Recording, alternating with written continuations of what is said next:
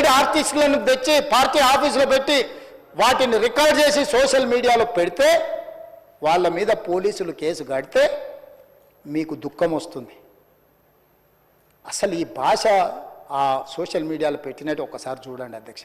2014-15లో కొత్తగా ఎమ్మెల్యేలు ప్రమాణ స్వీకారం చేసినప్పుడు TV9లో ABNలో ఏదో వెటకారంగా ఒక చిన్న సన్నివేశాన్ని వేస్తే వాటిని సంవత్సరం పైన ఈ రాష్ట్రంలో బ్యాన్ చేసిండు అధ్యక్ష.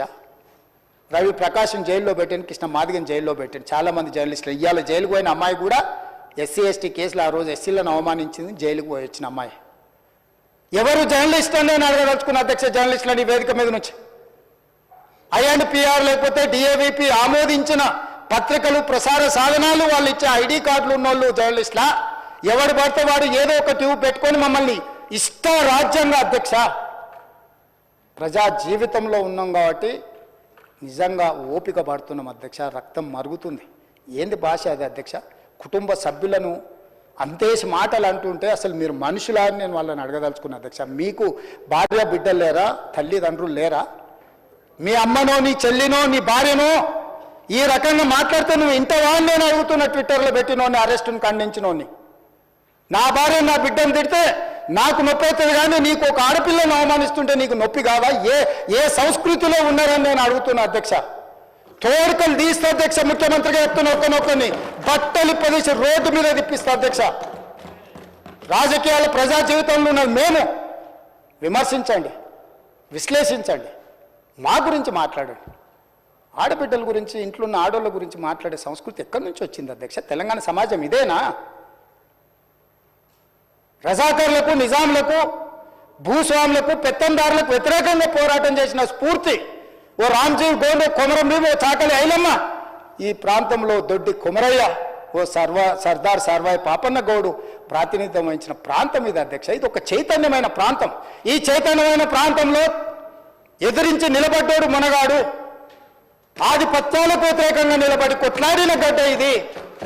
ఈ సంస్కృతిని మొత్తం సర్వనాశనం చేసి ఒక విష సంస్కృతిని నోటికొచ్చింది మాట్లాడి వాటిని పోస్టు చేయించి ఏం పైశాచిక ఆనందం అని నేను అడుగుతున్నా అధ్యక్ష.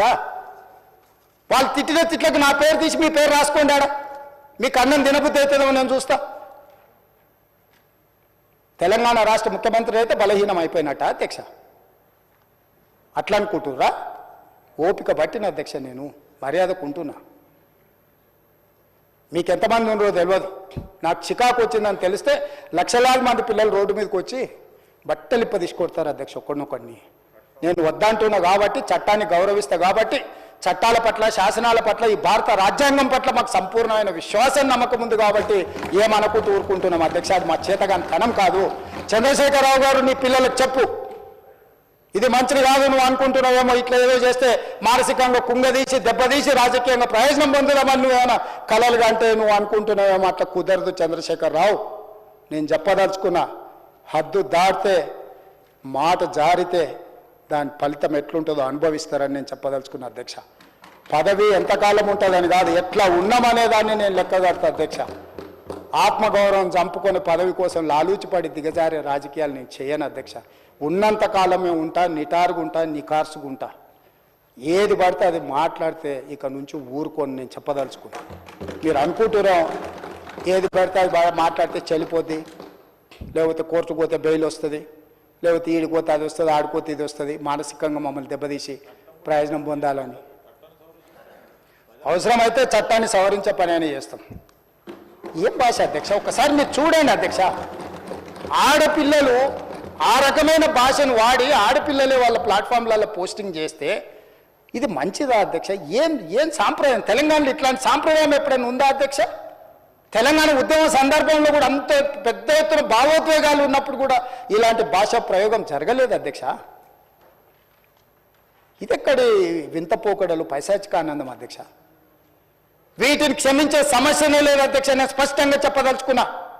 చంద్రశేఖరరావు గారు వినండి, మీ పిల్లలకు బుద్ధి చెప్పండి.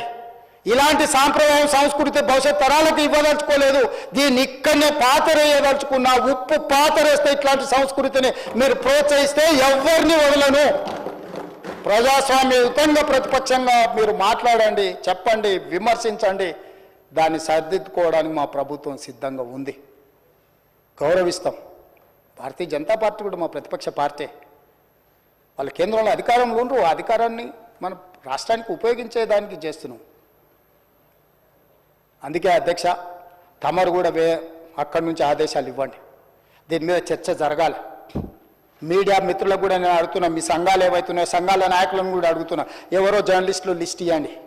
జర్నలిస్ట్ అనే పదానికి డెఫినేషన్ ఏందో ఇవ్వండి, ఆ లిస్ట్ ఇవ్వండి.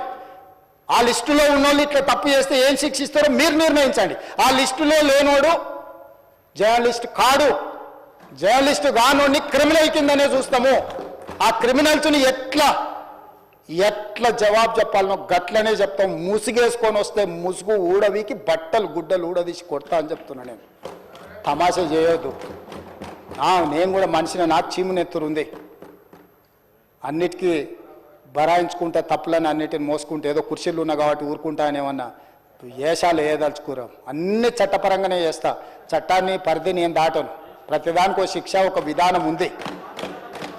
ఏది కూడా పరిధి దాటను, ఎందుకంటే నేను ముఖ్యమంత్రిని. చట్ట పరిధిలోనే అన్ని శిక్షలు ఉంటాయి. జర్నలిస్టులకు కూడా నా సూచన, ఎవరు జర్నలిస్ట్ వాళ్ళ గుర్తింపు కార్డు ఏందో మీరు నిర్ణయించండి. అది ఏదో ఏ లైన్ మీరు చెప్తారో చెప్పండి, వాళ్ళని మినహాయిస్తాము. మిగతా వాళ్ళు మాట్లాడేదాన్ని విశ్లేషిస్తాము. వాళ్ళందరి గురించి చర్చ చేద్దాం. అవసరం అనుకుంటే తమరు అనుమతిస్తే నాకు ఒక రోజు దాని మీద చర్చ పెట్టాలని ఉంది సభలో అధ్యక్ష. సభా నాయకుడిగా నా రిక్వెస్ట్ మీకు ఒకటే, ఈ విశృంఖలత్వాన్ని ఆపాలి. ఎక్కడో ఒక దగ్గర దీనికి పరిష్కారం చూపించాలి అధ్యక్ష. పరిష్కారం చూపించకపోతే భవిష్యత్తులో ఈ తెలంగాణ సమాజానికి ఇది ఒక చీడపురుగులాగా ఈ వ్యవస్థను దెబ్బతీసే పరిస్థితి వస్తుంది. దానికోసం చట్టసభలు, కరెక్ట్ శ్రీధర్ బాబు గారు చెప్పినట్టు, దీనికి చట్టసభలే ఉన్నదే చట్టాలు చేయడానికి. దానికి చట్టం చేద్దాం. ఒకసారి తమ నేతృత్వంలో ఆదేశిస్తే లెజిస్లేటివ్ అఫేర్స్ మినిస్టర్ గారు జర్నలిస్ట్ సంఘాలను కూడా పిలిచి, అదేవిధంగా ఐఎన్పిఆర్ మినిస్టర్ గారు కూడా నా సూచన, మీరు పిలిచి కూర్చోబెట్టి మాట్లాడండి. ఇది చర్చ చేయండి. దీన్ని వదిలేసి ఊరుకుంటే ఎవరినో ఒకరిని అన్నారని కాదు, ఇది ఎవరినన్నా మనల్ని అందరిని అన్నట్లని. నా ఒక్కడి ఆవేదన కాదు, ఇది అందరి ఆవేదన వినే నేను ఈరోజు చెప్పదలుచుకుంటున్నాను. నన్ను ఒక్కరిని ఏదో అన్నారు ఇదని కాదు. ఇది మాత్రం మాత్రం మంచిది కాదు. మీరు చర్చ పెట్టండి, దీని మీద చర్చ జరగాలి. ఒక మంచి సాంప్రదాయానికి తెలంగాణ వేదిక అవ్వాలి. అందరినీ సహకరించమని సభలో ఉన్న సభ్యులందరం కూడా చర్చించుకుందాం. స్వీయ నియంత్రణతో పాటు రాజ్యాంగపరమైన నియంత్రణ కూడా అవసరమే. ఎవరైనా పరిధి దాటినప్పుడు ఏ రకంగా శిక్షించాలనో దానికి అవసరమైన చట్టాన్ని చేయడానికి కూడా తమరిని అనుమతి ఇవ్వాల్సిందిగా కోరుకుంటూ తమరి దగ్గర సెలవు తీసుకుంటున్నా అధ్యక్ష.